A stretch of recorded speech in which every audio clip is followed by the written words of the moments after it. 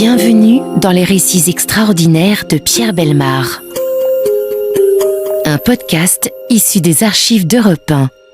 Dans une chambre d'hôtel, une chambre à l'ameublement modeste et à la tapisserie défraîchie, une chambre d'un hôtel 7 rue de Rome à Paris, il y a sur une chaise, soigneusement pliée, les vêtements d'une femme. Un peu plus loin, sur la table de toilette, un chignon de faux cheveux et des épingles à chapeau. Sur un petit guéridon, une bouteille de verre bleu, à moitié pleine d'un liquide incolore, et une boîte de carton contenant un peu de poudre blanche, dans laquelle plonge une fine petite cuillère. Il n'y a d'autre meuble dans la chambre qu'un lit, un grand lit à montant de cuivre. Au pied de ce lit, un homme effondré sanglote. Sa chemise est défaite, souillée. Cet homme a été beau. Il a été un fringant capitaine de l'armée française, le plus jeune de son grade dans sa promotion. Mais lorsqu'il relève de temps en temps sa tête de ses mains où il cache son visage, ses yeux rouges, sa barbe hirsute et ses cheveux en désordre, ne donnent plus de lui que l'image d'une pauvre créature ravagée par le chagrin, le remords et la drogue. Cet homme veille. Cet homme a veillé toute la nuit le cadavre d'une femme nue, allongée sur le lit, et qu'il a pudiquement recouvert d'un drap froissé. Cette femme était sa fiancée, mais c'était aussi une demi-mondaine qui se faisait appeler la baronne Olivier d'Ambrécourt, de son vrai nom, Madeleine Delvigne, Madol pour les intimes. Cette femme morte a été tuée par cet homme. Il l'a veillée toute la nuit. Elle a été assassinée par son amant, son fiancé, plutôt dans cet hôtel peu reluisant de la rue de Rome à Paris. Et maintenant, l'homme se lève. Il tourne une dernière fois la tête vers la silhouette cachée par le drap froissé, il prend son manteau et sort. Nous sommes le 17 novembre 1910, il y a du brouillard dans la rue de Rome. L'homme traverse la cour de la gare Saint-Lazare, vers quel destin va-t-il ? Comment la vie l'a-t-elle conduit à devenir cette silhouette sinistre d'un assassin quittant une chambre d'hôtel à l'aube ? Tout cela, nous le trouverons aujourd'hui dans les dossiers extraordinaires.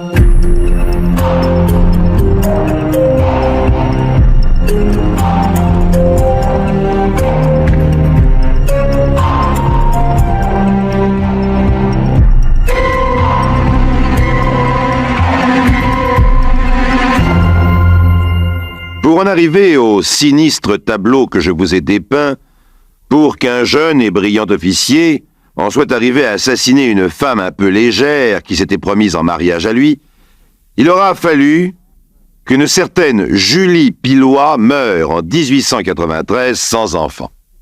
Cette dame avait fait beaucoup parler d'elle sous le nom d'Alice Ozy, et sa beauté lui fit tenir une place importante dans la société parisienne au temps de Lola Montez et de Mogador. Théophile Gautier l'appelait l'Aspasie moderne, le duc d'Aumale la promenait dans sa calèche et Victor Hugo lui adressait des vers les plus suggestifs. Cette dame mourut donc, environnée de respectabilité mais sans héritier direct, et laissa sa fortune, évaluée à plus de 2,5 millions de francs de l'époque, à la Société des artistes dramatiques pour élever les orphelins d'artistes.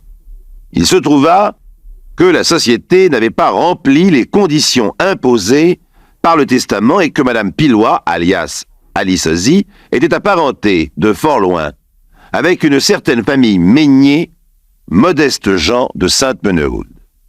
Vous verrez par la suite, chers amis, comment le testament de Madame Ozy entraîna fort indirectement le drame dont il est question dans notre dossier d'aujourd'hui. Monsieur Meignier était employé au chemin de fer de l'État, un employé modeste. Sa femme donnait des leçons de musique, elle était organiste de sa paroisse. Ces braves gens ont 2 enfants, une fille, Marguerite, et un fils, Maurice. C'est Maurice qui deviendra l'assassin de la rue de Rome. Le jeune Maurice était un brave garçon et ses parents voulurent en faire quelqu'un. Ils le mirent au collège où il fut un brillant élève et réussit les examens d'admission la même année à l'école normale et à l'école polytechnique. Il choisit Polytechnique d'où il sortit fort bien placé et se lança dans la carrière des armes. Il opta pour les colonies et à l'époque c'était plutôt une preuve de courage et il partit pour Madagascar. C'est là qu'il contracta les fièvres. Nous ne savons plus bien sûr aujourd'hui, chers amis, ce qu'était la vie des hommes là-bas. Imaginez-les arrivant à Tananarive, où la première chose qui frappait le regard était un cimetière avec 15 000 croix, les 15 000 croix des 15 000 morts de l'expédition française. Et puis ensuite, la vie là-bas, dans la boue et la chaleur, avec la fièvre, dont les accès terribles pouvaient faire vaciller les intelligences les plus solides. Même les soldats les plus braves, les hommes les plus calmes, devaient cacher leur revolver pour ne pas tirer sur leurs camarades dans un moment de délire. C'est là que Maurice Meignier commença à boire de l'absinthe, mais une abominable absinthe frelatée dont les trafiquants sans scrupules abreuvaient les militaires rongés par l'ennui. Maurice Meignier ne revint pourtant pas malade de Madagascar. Il n'était pas encore alcoolique, mais il avait contracté cette mentalité bizarre des coloniaux de l'époque, ce que l'on appelait la soudanite, ou le cafard, ou encore le petit coup de soleil. Revenu en France, soigné par les médecins militaires, il ne va pas rester longtemps, il repart cette fois pour la Chine. Nous sommes en 1900 et il tombe en pleine révolte des boxers. Il participe à une lutte dure et sanglante. Un jour, pour défendre des missionnaires, il charge avec 7 hommes contre 400 Chinois. Après avoir traversé cette campagne, où il ne voit partout que cadavres et exécutions sanglantes, il revient en France pour être nommé capitaine. Le jeune capitaine Meignier publia ses mémoires et ses lettres, qui lui valurent l'estime de tous ses lecteurs car il écrivait bien, ce qu'il décrivait était terrible et surtout, il l'avait vécu. Mais il était seul et malade à Toulon. Toulon où se retrouvaient sous le soleil les officiers rapatriés, Toulon où l'on menait une vie facile, en quelque sorte un prolongement de l'existence coloniale, mais sans les risques. Toulon, avec la porte ouverte sur tous les casinos. Toulon, où virevoltait sans cesse une nuée de jolies jeunes femmes pas trop farouches. Mais le capitaine Meignier ne voulait pas de cette vie-là. Il voulait une femme, il voulait fonder un foyer. Alors il rencontra Alice, mademoiselle Alice Castel, une fort gracieuse jeune personne, qu'il épousa. Mais le ménage ne fut pas heureux. Alice était trop jolie, trop élégante pour rester perdue en province. Elle n'en pouvait plus de ses réunions chez un amiral où l'on jouait presque chaque soir la même musique, Le Rêve d'or, de Reynaldo Hahn. Elle restait là avec un sourire forcé pendant que Maurice tenait le violoncelle car il avait un tempérament d'artiste. Alice voulait Paris et son luxe. Mariée, nous le vîmes beaucoup moins, écrivait l'un de ses excellents amis de l'époque. Sa femme sortait très peu dans le milieu qu'il fréquentait et dédaignait ses relations. Elle refusait obstinément d'accepter les invitations continuelles et insistantes de Madame l'Amirale préfète maritime. Certes, on peut comprendre en un certain sens cette femme qui craignait de voir sa jeunesse passer dans ce milieu tiède et sans avenir. Alors, pour plaire à sa femme, le capitaine Meignier abandonne le concours d'inspection des colonies qu'il préparait, se fait mettre en congé pour 3 ans, quittant tout pour l'emmener vivre à Paris. Mais comment vivre à Paris? Une jeune et jolie femme a besoin de beaucoup d'argent dans la capitale. Alors l'officier va essayer d'entrer dans l'industrie. Mais il n'est pas fait pour cela. Il tombe entre les mains d'un aventurier belge qui lui fait prendre une part importante dans la société des lits métalliques. Escroqué par le Belge, responsable malgré lui de toutes les dettes de la société, le capitaine Meignier est mis en faillite. Ses parents doivent hypothéquer leur maison pour tenter de sauver leur fils, et ils sont ruinés. C'est alors un tournant dans son existence. Son caractère change, il se croit persécuté, il mène des affaires plus ou moins louches avec une bande de gens qui finissent par le battre et le dévaliser du peu qui lui reste. Et comme dans la vie d'un homme, un malheur en entraîne souvent un autre, c'est à ce moment-là que son ménage sombre. Sa femme, lasse de cette vie, le quitte pour divorcer. Trop de travail, trop de malheur, trop d'émotions. Ce jour-là, au moment de refermer la porte, Alice, sa femme, voit Maurice Meignier tomber à terre et se roulé à ses pieds. L'apoplexie hystérique. Il reste 3 heures sans connaissance et il conservera longtemps de cette attaque une hémiplégie du côté droit. Soigné à l'hôpital de Toulon, il en ressort mal guéri et c'est un homme malade qui va rencontrer Madeleine Delvigne, pseudo-baronne Olivier d'Ambrécourt, celle qu'il tuera un 16 novembre dans la chambre 23 d'un hôtel de la rue de Rome.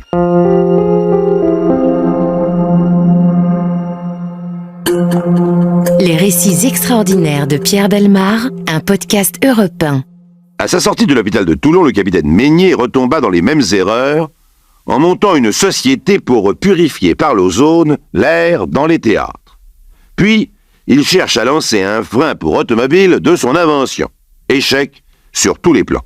Le capitaine Meignet monte à Paris pour conclure son divorce. Mais là, sa femme, avec qui il avait conclu un accord amiable, brise leur pacte, le fait pourchasser par les hommes de loi.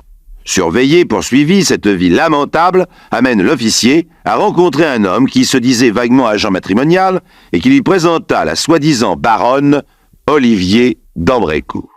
C'était bien la femme sur laquelle il n'aurait pas fallu qu'un homme dans son état tombe. Fille d'un brasseur de Nemours, séparée sans être divorcée de son mari Georges Olivier, courtier maritime à Nantes, Madeleine Delvigne décida de devenir baronne le jour où elle quitta son mari tout en gardant son nom. Elle se dit baronne, donc, mène une vie qui correspond à peu près à son titre, elle a un jour de réception, une voiture, mais comme il lui faut de l'argent, Madole, devient mannequin dans une maison de couture de la rue de la Paix. Cela ne dure pas très longtemps, juste assez cependant pour lui permettre de se transformer en femme de lettres. Elle publie un livre, Le journal d'un mannequin, une sorte d'autobiographie, où elle parle pêle-mêle de son mari, de sa ruine, de son père qui lui refuse de l'argent et de son inextinguible soif de luxe. Elle décrit aussi, fort bien, tous les dessous de la couture, si j'ose dire. Rendez-vous galants, jeunes amants fringants et vieux messieurs protecteurs, intrigues et matrones qui chaperonnent ces demoiselles. Le livre fait un petit scandale, mais ne lui rapporte pas beaucoup d'argent. Il lui faut mener une existence encore plus libre. C'est pourquoi elle divorce, mais reste cependant une excellente amie de son ancien époux, Monsieur Olivier. Voilà le portrait de la femme qui fut un jour présentée par un vague agent matrimonial au capitaine Meignet. Elle est jeune encore, plus que séduisante. L'officier en tombe aussitôt amoureux, fou. Mais pourquoi me direz-vous, parmi tous les partis qu'une femme de sa trempe pouvait rencontrer dans la capitale, pourquoi Madeleine Delvigne, baronne Olivier d'Ambrécourt, pourquoi Madole accepta-t-elle de revoir cet homme ruiné et malade qu'était le capitaine Meignet? Alors là, rappelez-vous ce dont je vous ai parlé au début de cette histoire. Madame Pilois, alias Alice Ozy, cette belle égérie du monde littéraire au milieu du siècle. Rappelez-vous Madame Pilois et son testament. Rappelez-vous cette fortune qu'elle avait léguée à la Société des artistes dramatiques pour élever les orphelins, plus de 2 millions de francs de l'époque. La belle Madole avait appris très vite par ses hommes de loi que le capitaine Meignet était apparenté à la disparue et qu'il pouvait, moyennant un procès, réclamer son héritage. Or, il n'avait jamais voulu le faire jusque-là, jugeant sans doute cela indigne d'un militaire. Mais sous la pression de sa belle maîtresse, il va se résoudre à entamer ses démarches. Il va même emprunter l'argent qu'il faut pour lancer des assignations et payer huissiers et avocats. Et Madole, Madeleine Delvigne, va réussir à lui faire signer, en guise de cadeau de fiançailles, un papier par lequel il lui promet en toute propriété 20% sur ce fabuleux héritage s'il l'obtient. Croyez ce que vous voudrez, chers amis, mais le capitaine Meignet ne se rend compte de rien, il ne voit rien, il est aveugle, aveuglé par l'amour qu'il porte à cette femme. Partout, il la présente vraiment comme sa fiancée. Ce qu'il veut, ce qu'il cherche, ce n'est pas une maîtresse, ce ne sont pas des amours passagères, il veut refaire sa vie, et il veut la refaire avec elle, avec Madole. Elle n'est pas baronne. C'est incroyable, mais il ne le saura jamais. Jamais, jusqu'à la dernière heure, et nous en avons la preuve dans une lettre qu'il a laissée. Elle a une fille. Il adore les enfants. Il chérira la fille de sa maîtresse, s'occupera d'elle comme si elle était à lui. Et de quoi vit-elle, Madeleine? La belle Madole, la fausse baronne d'Ambrécourt. De quoi vit-elle pendant tout ce temps? Car, je vous le rappelle, Meignet, lui, n'a plus un sou en attendant son procès. Il est couvert de dettes. Et pourtant sa fiancée mène toujours son train de vie inchangé, dans la luxueuse rue des Bordes-Valmore, l'une des rues les plus chics du 16e arrondissement parisien. Eh bien, elle vit d'une pension que lui verse son papa, le brasseur de Nemours. Ou tout au moins c'est ce que croit le naïf capitaine Meignet. C'est ce qu'elle lui raconte. En réalité, Madol avait un autre amant, un homme aisé, un certain monsieur Engelhardt. Elle avait parlé de lui à Meignet, semblant jouer à la franchise et mettre les cartes sur la table, mais elle avait promis bien sûr de le quitter, ce monsieur Engelhardt. Or, il n'en est rien. La pension du papa brasseur n'a jamais existé et c'est le monsieur qui subvient à tous ses besoins. Elle cache cette liaison qui dure à son fiancé, et pour cela, elle invente, la belle Madol, des ruses invraisemblables. Par exemple, elle lui dit qu'elle va partir seule se reposer à Cannes, à l'hôtel Gonnet. Meignet, qui passe par hasard à la gare de Lyon, le lendemain, voit M. Engelhardt monter dans le train de Cannes. Le capitaine descend sur la côte. À l'hôtel Gonnet de Cannes, personne. Madol et son amant sont descendus sous un faux nom dans un autre hôtel. Meignet ne les trouve pas, remonte à Paris, fou de douleur, et quelques jours plus tard, Madol revient, souriante et décontractée, laissant traîner dans ses affaires, comme par hasard, une note truquée à l'entête de l'hôtel Gonnet, avec mention de la location d'une chambre pour une personne. Meignet peut donc voir qu'elle lui ment, qu'elle le roule dans la farine, qu'elle se moque de lui. Il oublie tout. Il est amoureux. Il veut épouser Madeleine. Mais elle lui rejoue 2 ou 3 tours du même genre, promettant à chaque fois de quitter son amant, retournant avec lui en cachette chaque fois que c'est possible. Pendant ce temps-là, elle aiguillonne toujours le malheureux capitaine pour qu'il poursuive son procès et touche son héritage. Un jour désespéré, il ouvre enfin un peu les yeux et se décide à rompre, franchement, loyalement, et dans son esprit définitivement. Ils se rendent mutuellement leurs lettres d'amour. Alors, Madol, qui n'admet pas d'être lâchée alors que l'héritage est peut-être proche, va se mettre à le poursuivre par une correspondance incessante où elle joue la grande passion et les femmes abandonnées. « Maurice, comment vous dérobez ainsi? Je cours après vous depuis 2 jours et vous ne voulez pas me voir. Que vous ai-je fait? J'ai eu confiance en vous, voilà mon seul tort. C'est impossible que moi, qui depuis 6 mois vous ai aimé, vous ai reçu à bras ouverts, vous m'abandonniez parce que je vous sais pauvre, puisque j'accepte votre pauvreté. Maurice, mon pauvre Maurice, ne soyez pas méchant. Venez à moi, venez tout me dire. Je vous aime, j'ai un chagrin fou, je suis prête à tout pour vous reprendre. Où sont vos serments d'autrefois? Je suis malade, je mourrai si vous ne revenez pas. Vous ignorez donc ma nature et mon caractère, vous ne savez donc pas que je vous aimerai 100 fois plus, sachant que vous n'avez rien. Quelle que soit votre situation, aussi modeste soit-elle, je me regarde comme votre femme et veux le devenir malgré tout. Et nous serons très heureux, mon cher fiancé aimé. Vous verrez que je suis l'ami des mauvais jours et que vous aurez en moi une amie sûre. Votre Madol. Voilà ce qu'elle lui écrivait. Voilà ce qu'il a cru, car cela a marché. Ils sont retombés dans les bras l'un de l'autre. Ils décident leur mariage. Mais quelle sorte de bonheur espère-t-il? Le capitaine Meignet s'est mis à boire de l'absinthe, plus que de raison. Madeleine et lui se sont rejoints dans un autre plaisir, un autre vice, la drogue. C'est de l'éther tout d'abord qu'ils absorbent.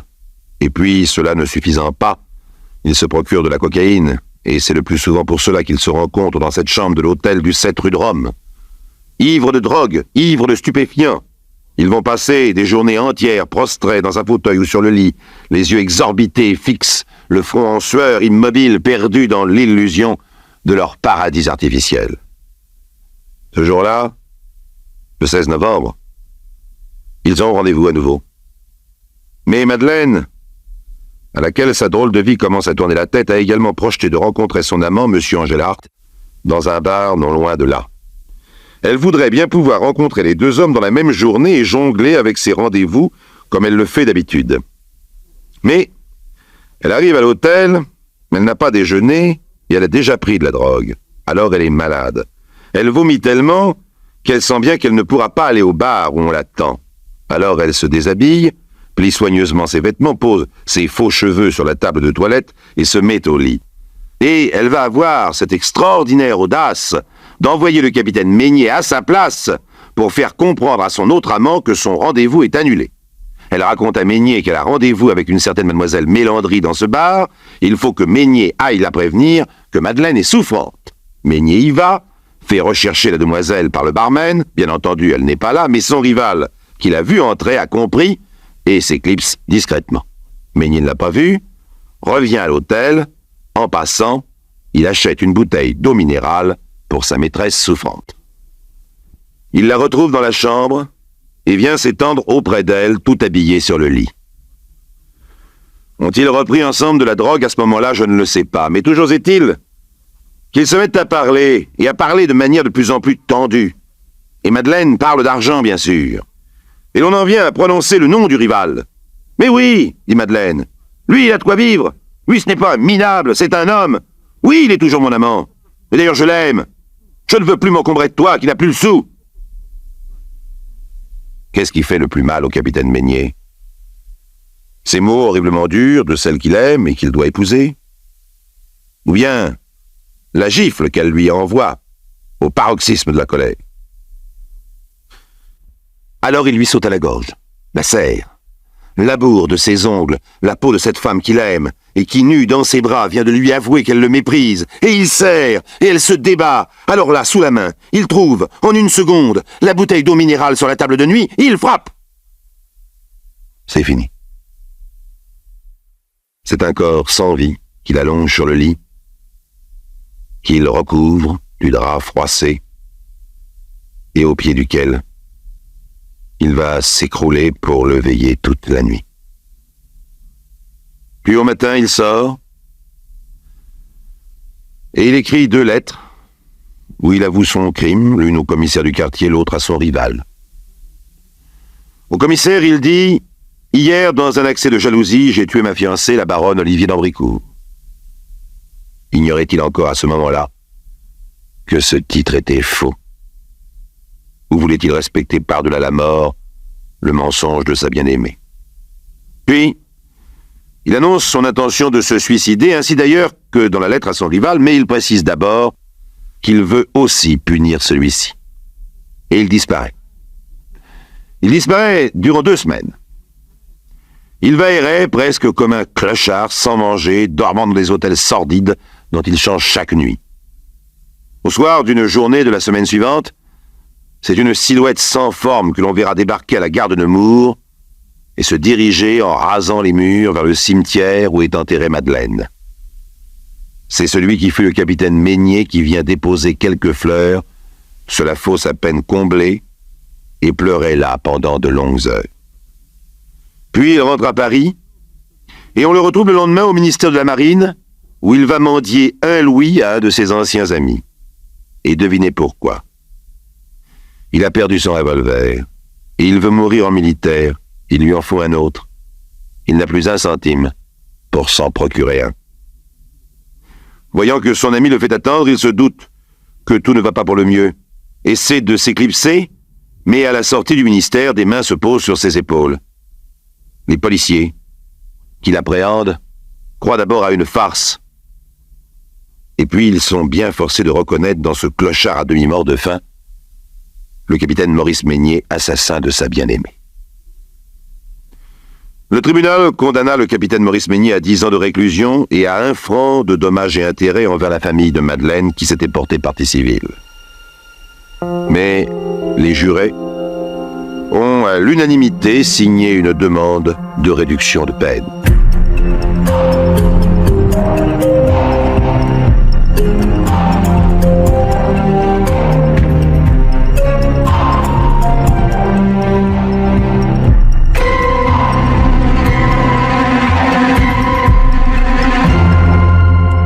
Vous venez d'écouter Les récits extraordinaires de Pierre Bellemare, un podcast issu des archives d'Europe 1 et produit par Europe 1 Studio. Réalisation et composition musicale, Julien Tarot. Production, Sébastien Guyot.